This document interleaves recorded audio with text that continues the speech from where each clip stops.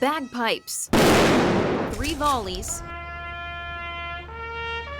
and taps. Deputy Timothy De La Fuente was given the same honors Thursday as every other Bexar County deputy who's died in the line of duty. And yet the county where he served and protected the citizens of Bexar County, they continue to deny and try to dismiss the work that he did. Bexar County is suing De La Fuente and his widow, Pauline Pazina De La Fuente, over his death benefits. He died in her arms after she believes he contracted COVID-19 working in the county jail. I think it's just shameful. It's very disheartening, and it's like my husband was just a claim number to them. The county claiming De La Fuente didn't contract the virus on the job, that Pazina wasn't his legal spouse, in addition, that she needed to repay the cost of his cremation. So disrespectful and disheartening. An administrative court judge has ruled in Pazina's favor twice now, so she was shocked when the county served her with this lawsuit in early 2022. Every time I have to go to court, it's a reminder, and I have to relive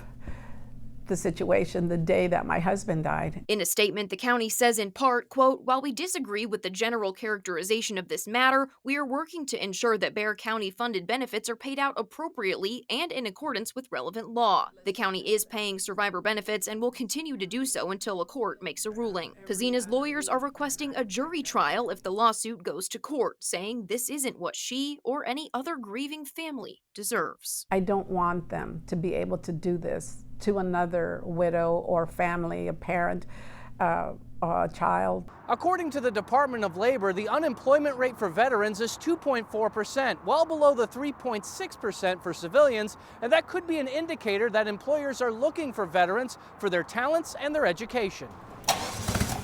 Before Michael Gray landed a job at this veteran-owned warehouse downtown, he bounced around to several odd jobs which were difficult physically. Gray is a disabled veteran with an injured knee. He served for 6 years in the Army. When you get trained in the military, it's a little different from civilian life. So, when you go to work someplace, you're used to, military life and style and stuff like that. Gray is one of many success stories from the American GI Forum, a nonprofit which helps veterans find housing and get jobs. Judy Villarreal has helped hundreds of veterans get connected to employers over the past couple years. They told me that they're ready to work. They're the ones that know how to respond quickly to things. So that's one of the positives that they have working with vets, that they know they can think on the spot. Jerry McKisson is a case manager with the GI Forum. He's helped countless vets get off of the street and get jobs. Even with a high demand from employers, he says the transition from military life to civilian life can be a major challenge for some. It's different because you no longer have that safety net. So like I tell a lot of people coming in, look, what we do here is we give you a safety net that the military is no longer, able to give you. Drivers, start your engine. The beloved sights and sounds of the racing capital of the world. Let's go racing! Hundreds of thousands of fans packed the speedway to see who would add their name to the Indy 500's lengthy legacy. And 500 miles later, it was the Australian Will Power finally capturing his first victory at the pinnacle of the sport. Just overwhelming, amazing. It's funny, you just forget where you are and you're just so immersed in the race that you don't even realize. When on the white flag lap, I started screaming because I just knew I was going to win it. Unbelievable. The day wasn't so sweet for the rest of the field, though, as record temperatures affected the grip on the track, effectively putting some of the biggest names at the mercy of one of the most daunting tracks in the world. Each of last year's top 3 finishers ended their days early, as did Danica Patrick in what's believed to be her final race. Heartbreak for all, but felt also by Indy native Ed Carpenter, who started the race in pole position but came up just short of his first Indy win.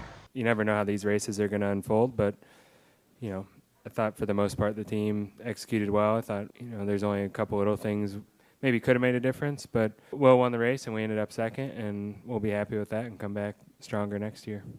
No matter the finish, the greatest spectacle in racing is still a thrill for all involved, but especially for those experiencing it for the first time. Hoping for more. In other ways, it surpassed everything I ever could have imagined. So it was one hell of a race. It was an emotional roller coaster. But of course, only one driver gets to finish with the thrill of victory, as Will Power leaves Indy with a sweep of this month's Indy Grand Prix and then the sport's ultimate prize. I just screamed like I've never screamed before. It was just amazing the last 2 laps, the last lap, seeing the white flag, the checkers. I mean, it's just, you can't explain it. We followed along as Bexar County deputies trained on how to breach doors, whether that be ramming it, shooting through the locks. The main goal being to save whoever's on the other side. The BCSO SWAT team trains together on a weekly basis, but today, the stakes are higher. Today, it entails live rounds, live ammunition. They're practicing breaching doors, real bullets and real events weighing heavily on the deputies' minds. We take the training very seriously, Besides the Uvalde incident, these guys, we're all fathers, we're all brothers, we all have families. It was a door like this one shown at Tuesday's Senate hearing, standing between officers and an active shooter in Uvalde, along with students and teachers who needed help. And if we're not capable of handling some of the worst days that are going to be thrown at us, then we're not where we need to be yet. We've got to train more. We've got to train more often. And it's not just how much time we spend, it's how we spend the time. John Kernut is the assistant director of the Advanced Law Enforcement Rapid Response Training Center at Texas State. He says they've got solutions for the tactical issues revealed in the Uvalde shooting response, solutions that have been taught for years now. And Kernut thinks the high-stakes training is crucial in teaching officers how to respond in the real world. The demand is always there, but now the expectation by everybody outside of our industry has finally caught up. We've been saying that we need more training for a long, long time. The SWAT team trains on door breaching multiple times a month, but Lieutenant Ortega says they're always looking to get better and faster. In just a few short seconds, it makes a difference. The Bexar County Sheriff's Office also just purchased several dozen breach kits, which you can see laid out right here. They've got a ram that they can use to push open different types of doors, a ballistic shield with lights on it, and this Halligan tool, which they can use to set the door and then ram it open. The goal is for eventually every patrol officer in Bexar County to have one of these kits in their cars ready to go if needed. Reporting in San Marcos, I'm Jordan Elder. Back to you. Go. Scoop, step, throw. You can probably tell from my accent, I'm not from Texas. I'm still working my y'alls. We decided to have to start our legacy here. For Ali Reed and Daniel Lopez, teaching and coaching has always been a way of life. Who wants to help me out? Just last year, Lopez and his wife decided to move to San Antonio full-time, opening their own Skyhawk Sports Academy franchise in West San Antonio. We decided to, because we think that it's a good opportunity for the kids to learn another language. You got this? That language, give us a clap. Woo, let's go. Right. Is sports. Actually, this could be a really good opportunity to share what I know and provide more opportunities for people in Texas and do something I'm really passionate about and share that with kids here. Moving from the United Kingdom, Reed also opened a Skyhawks franchise, his drawing more in the New Braunfels area. But Reed had different reasons to start here. My son has got a lot of special needs, so there's been a lot of access to healthcare that maybe wouldn't have got as easily in the UK. His son thriving now with the advanced medical care from local hospitals. Both Reed and Lopez, though, came with the same goal. The life skills we focus on too, like respect, teamwork, leadership, sportsmanship and inclusion, one of our big ones we look at right now. Some of the camps are small with just 5 to 15 kids. But Lopez says they have partnerships with a lot of schools in the area that expand the camps to 50 to 80 kids, and they don't want to stop there. How big do you expect it to get? The sky is the limit. Matt Roy, Fox News at 9. Yeah, she's going so good. Right, we're gonna freeze it. Emergency responders are typically first on the scene to help. But when gunfire rang out 2 weeks ago at the Canlin West Apartments, I was terrified. It's a stranger just 3 doors away who rushes in when she hears a young girl's screams. It was all happening right here. My daughter, she was laid out, she had got shot and she didn't think twice. SAPD says 2 kids find a stashed gun in the laundry room area at the Northside complex. 10-year-old Charisma is one of them. And I had picked it up and put it in the grass with my best friend. He had picked it up because he thought it was a play gun. So he picked it up and then did the trigger. The 4th grader is accidentally shot in the shoulder at point-blank range. Her mother, Lala, says the bullet goes straight through her body, missing major organs.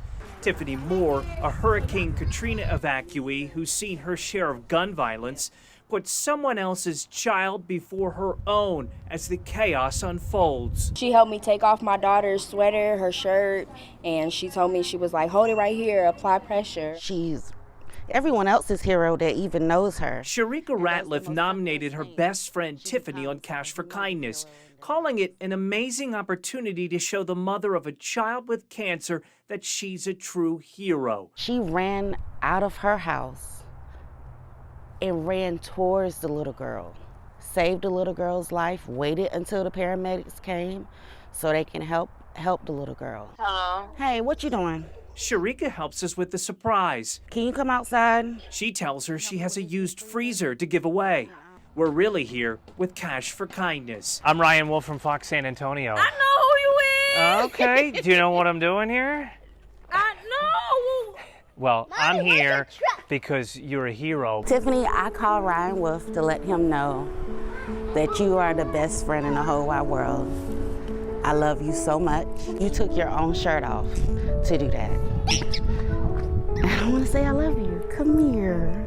Come here. I share the real reason why we're all here. So you said you recognized me from Fox 29. Yeah. Will you watch? Yeah, from all your in the morning, afternoon, and the night. Well, you know especially we love having you at nighttime. Have you ever seen my program Cash for Kindness? I hand her a stack of money on behalf of Fox San Antonio. $300, $400, $500. This is my insurance. She want to hug you, but she can't. How you feel? Shocked, confused, bewildered. I need a cigarette. When the shock wears off, Tiffany knows exactly what she wants to do next. I'm gonna give 100 to you. Oh, wow. Wow. Because I've been shot and I know the fear. So that $100, go out to eat. Y'all go have fun. Tears of joy instead of pain.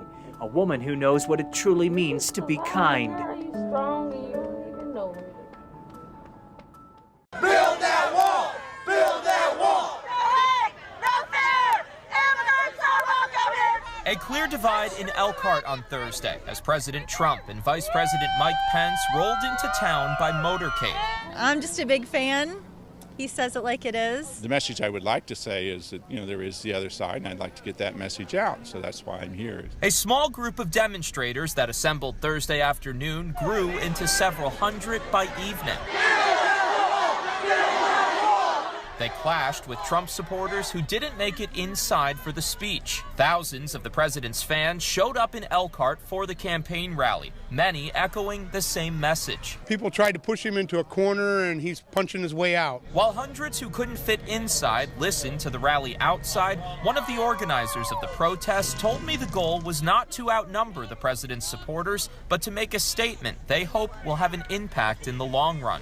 I don't want to support a president that makes fun of minorities, makes fun of people with disabilities, makes fun of women, and that's just not how a president talks, and I feel like that kind of keeps us going, is that we know we're on the right side of history. As night falls on Eagle Pass, Texas, the Republican lawmakers who toured the border here today are returning to their districts with a major victory in the fight to preserve Title 42, if only a temporary victory. It just feels like a gloomy, sad day. Texas Republican Tony Gonzalez not only referencing Monday's rainy weather in Eagle Pass, but also the recovery of Texas National Guard Specialist Bishop Evans, who drowned Friday in Eagle Pass while trying to rescue a migrant crossing the Rio Grande River. And I know we're unified in ensuring that we are going to honor Specialist Bishop Evans, because that man is a hero. The day's tour, led by Congressman Gonzalez and House Republican leader Kevin McCarthy. It also included Marjorie Taylor Greene of Georgia, Chip Roy of Texas, and a major focus for them in their discussions with Customs and Border Protection, National Guard, and just the people who live and work here along the border is the potential lifting of Title 42. If President Biden lifts Title 42, what we see today will be much worse. The human suffering that has happened and is happening and will happen if Title 42 is repealed and lifted, and the amount of people that are expected to come across this border starts coming, this will bring human suffering, death, and crime like we have never seen. Their comments coming before word came down of a temporary restraining order keeping Title 42 in place. But here's the real truth. Title 42 is a Band-Aid on a gunshot wound. It's not actual border security. And if a Democrat believes it should be lifted, come here and see what's happening before you make that decision. People from all over the country are flocking to the memorial at Robb Elementary, paying their respects to the 19 students and 2 teachers killed 1 week ago. Unfortunately, we have 6 employees who were affected. You feel powerless. Wish you could really do something more. Spencer Tosanovich works just outside the town at Ox Ranch. He says some are beginning to debate the school's future. I think they're all in agreement of actually removing the school, for several reasons. And then, of course, besides the tragedy, it will allow for a new, better school for future generations. And lawmakers agree. They're concerned about their kids who still have to go back to school next year. They don't want to go back to Robb Elementary. Congressman Joaquin Castro tells CNN he's already working on a funding source for the project. Schools with similar tragedies have gone this route too. Sandy Hook Elementary was completely replaced. At Columbine and Marjorie Stoneman Douglas High Schools, the buildings were partially redone. Artist Roberto Marquez says he feels the school should be replaced too. Hopefully this piece will tell the reality that we need to do better as humans. He plans to donate this painting of a classroom honoring those who died. We as a community, especially our political leaders, that we know that they're doing something about it so that this won't happen again. It brings back a lot of memories. Memories of flying the backbone of America's armed forces defeating Nazi Germany in World War II.